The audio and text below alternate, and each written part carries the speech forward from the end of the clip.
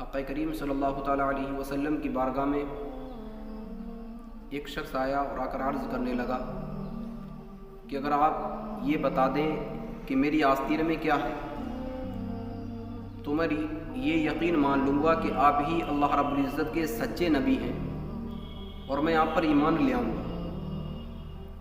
تو اللہ کے رسول صلی اللہ تعالیٰ علیہ وسلم نے ارشاد فرمایا کہ تم ایمان لے آؤ گے؟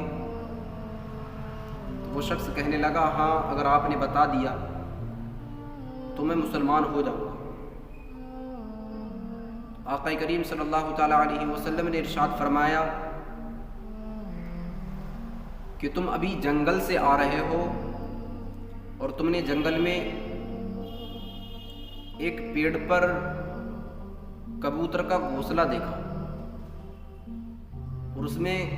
کبوتر کے 2 بچے تھے۔ تم نے ان دونوں بچوں کو اٹھایا۔ جب تم دونوں بچوں کو اٹھا رہے تھے تو ان بچوں کی ماں نے تمہارے اوپر حملہ کیا اور تم نے ان بچوں کی ماں کو بھی پکڑ لیا اور تم 2 کبوتر کے بچے اور اس کی ماں کو اٹھا کر اپنے ساتھ لیا اور تمہاری آستین میں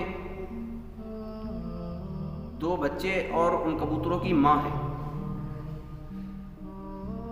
تو وہ شخص دیکھ کر یہ سن کر حیران ہو گیا کہ میں نے صرف یہ پوچھا تھا کہ میری آستین میں ہے کیا،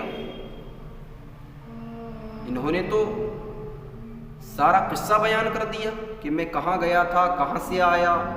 میں نے بچے کہاں سے اٹھائے، اور یہ بھی بتا دیا کہ میری آستین میں 2 بچے اور ان کی ایک ماں ہے۔ وہ شخص یہ سن کر آقا کریم صلی اللہ تعالیٰ علیہ وسلم کے قدموں میں گر گیا اور کلمہ پڑھ کر مسلمان ہو گئے۔ محترم احبہ، آقا کریم صلی اللہ تعالیٰ علیہ وسلم کو اللہ رب العزت نے اتنا علم عطا فرمایا کہ آپ صلی اللہ تعالیٰ علیہ وسلم غیب کی باتیں بتا دیا کرتے، اور یہ بھی بتا دیا آپ نے کہ وہ شخص کہاں گیا تھا اور کہاں سے کیسے کیسے وہ بچوں کو اٹھا کر لے کر آئے۔ قربان جائیں ہم اور آپ اس رب پر جس نے ہمیں اور آپ کو اس نبی کی امت میں پیدا فرمایا، وہ نبی جن کی امت میں پیدا ہونے کے لیے خود نبیوں نے دعا کی ہے، اور آپ اپنے اوپر جتنا زیادہ رشک کریں وہ کم ہے۔ حضرت موسیٰ علیہ السلام نے اللہ رب العزت کی بارگاہ میں